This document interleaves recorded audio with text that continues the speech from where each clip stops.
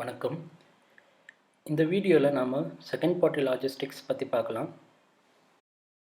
இந்த வீடியோ பார்க்குறதுக்கு முன்னாடி நீங்கள் ஃபஸ்ட்டு லாஜிஸ்டிக்ஸ் ஃபங்க்ஷனை பற்றி நல்லா தெரிஞ்சுக்கணும். ஸோ அந்த லாஜிஸ்டிக்ஸ் ஃபங்க்ஷனோட வீடியோ லிங்க் நான் கீழே கொடுத்துருக்கேன். ஸோ அதை நீங்கள் ஃபஸ்ட்டு பார்த்து நல்லா அண்டர்ஸ்டாண்ட் பண்ணிக்கோங்க. இப்போ செகண்ட் பார்ட்டி லாஜிஸ்டிக்ஸ் என்றால் என்ன? ஒரு நிறுவனம் தன்னுடைய நிறுவனத்திற்கான அனைத்து லாஜிஸ்டிக்ஸ் ஃபங்க்ஷனில் ஒரு பகுதியை மட்டும் மற்றொரு சர்வீஸ் ப்ரொவைடருக்கு வழங்கினால் அது செகண்ட் பார்ட்டி லாஜிஸ்டிக் எனப்படும்.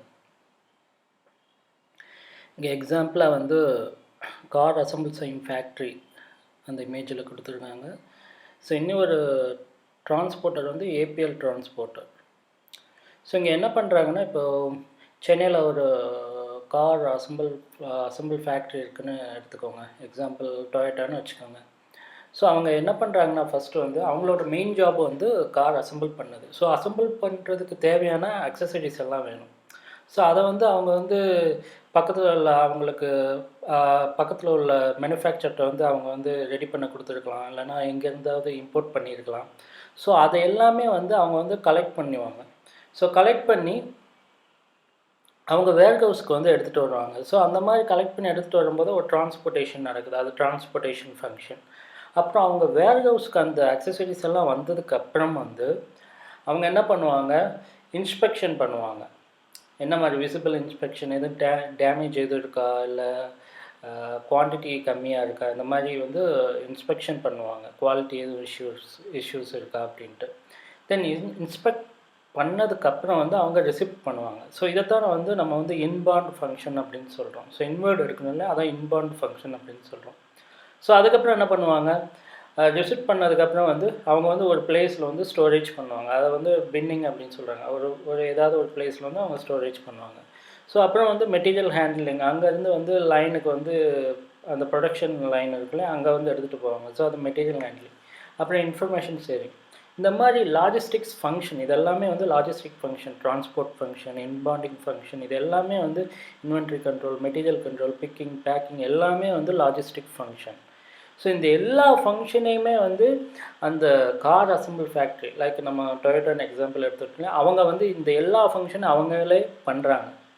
காரை அசம்பிள் பண்ணதுக்கு அப்புறம் என்ன பண்ணுறாங்க, அவங்க அந்த டிரான்ஸ்போர்ட் பண்ணுவாங்களே. இப்போ ஒரு கஸ்டமர் எனக்கு இந்த கார் வேணும் அப்படின்னு சொல்கிறாங்க. ஸோ இவங்க கஸ்டமைஸ் பண்ணி எல்லாமே ரெடி பண்ணி வச்சுருக்காங்க. ஸோ காரோட டெலிவரிக்கு மட்டும் அவங்க என்ன பண்ணுறாங்க, இன்னொரு பார்ட்டிக்கு அவங்க டெலிவரிக்கு ஓகே ஏபிஎல் டிரான்ஸ்போர்ட்டை கூப்பிட்றாங்க. ஓகே, நீங்கள் இந்த காரை மட்டும் எங்களோட கஸ்டமருக்கு டெலிவரி பண்ணுங்கள், அதுக்கு நான் உங்களுக்கு காசு கொடுத்துட்றோம் அப்படின்னு சொல்கிறாங்க. ஸோ இந்த மாதிரி லாஜிஸ்டிக்ஸ் ஃபங்க்ஷன் எல்லாத்தையுமே அந்த கார் அசம்பிள் ஃபேக்ட்ரி அந்த நிறுவனம் பார்த்துக்கிறாங்க. ஆனால் டிரான்ஸ்போர்ட், அந்த டெலிவரி பார்ட் இருக்கு இல்லையா, அந்த கன்சியூமருக்கு அந்த டெலிவரி செய்யும் அந்த வேலையை மட்டும் என்ன பண்ணுறாங்க, இன்னொரு பார்ட்டிக்கு கொடுக்குறாங்க. ஏபிஎல் இங்கே ஏபிஎல்ங்கிற டிரான்ஸ்போர்ட்டருக்கு கொடுக்குறாங்க. ஸோ அந்த மாதிரி கொடுக்கும்போது இதை தான் நம்ம செகண்ட் பார்ட்டி லாஜிஸ்டிக்ஸ் அப்படின்னு சொல்கிறோம். ஸோ இங்கே என்ன பண்ணுறாங்கன்னா, இந்த கார் அசம்பிள் நிறுவனம் எல்லா ஃபங்க்ஷனையுமே அவங்களே பண்ணுறாங்க. ஆனால் ஒன்லி அந்த டெலிவரி பார்ட்டை மட்டும் இப்போது இதில்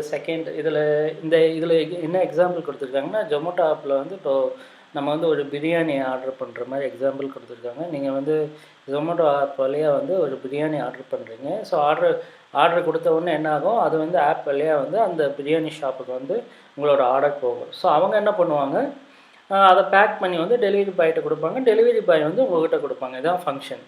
ஸோ இதில் என்னென்னா அந்த பிரியாணி ஷாப் இருக்கு இல்லையா, நீங்கள் உங்கள் ஆர்டர் அங்கே போன உடனே அவங்க ஏற்கனவே அந்த பிரியாணி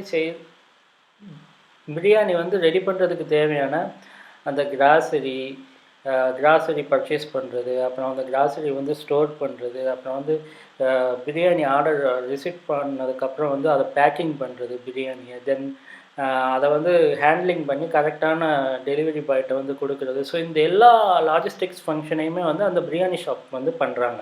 உங்கள் ஆர்டர் கிடச்சதுக்கப்புறம் இந்த கிராசரி பர்ச்சேஸு, இப்போ கிராசரி ஸ்டோர் பண்ணுறது, பேக்கிங் பண்ணுறது, ஹேண்ட்லிங் பண்ணுறது எல்லாமே பிரியாணி ஷாப் பண்ணுறாங்க. ஆனால் டெலிவரி பார்ட்டை மட்டும் அந்த ஜொமேட்டோ அவங்களுக்கு அந்த ஜொமேட்டோங்கிறது செகண்ட் பார்ட்டிக்கு கொடுக்குறாங்க. ஸோ இதைத்தான் வந்து நம்ம வந்து என்ன சொல்கிறோன்னா செகண்ட் பார்ட்டி லாஜிஸ்டிக்ஸ் அப்படின்னு சொல்கிறோம். ஓகே, உங்களுக்கு வேறு எதுவும் டவுட் இருந்தால் நீங்கள் கீழே கமெண்ட் பாக்ஸில் கமெண்ட் பண்ணுங்கள். தேங்க்யூ.